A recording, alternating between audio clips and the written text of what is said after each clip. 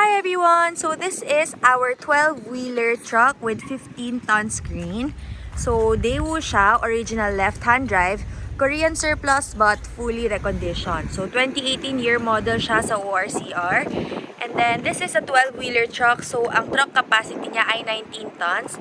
At ang engine niya ay Euro4 Cummins engine. So this is original US Cummins engine.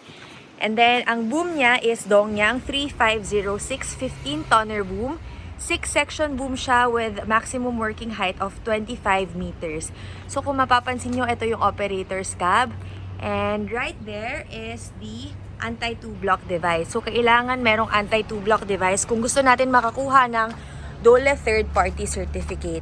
And speaking of DOLE third-party certificate, yung mga units namin, our boom trucks, they all include a third-party certificate from DOLE accredited third-party testing agency. So, i-check nila lahat ng boom, lahat ng truck, if it's okay and safe to use before kami issuean ng certificate, which comes with the truck. Okay, so the truck has steel flooring. Ayan, it's very clean. And, yan, 2 hooks. It also has a boom jib, which is an extension. So, it adds 3 meters to the boom kung gagamitin natin siya.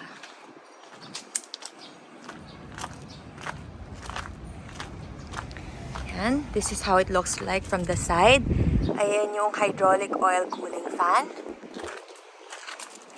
And that was our 15-tonner boom truck.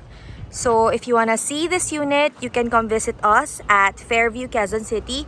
I-waste nyo lang ang PK Global.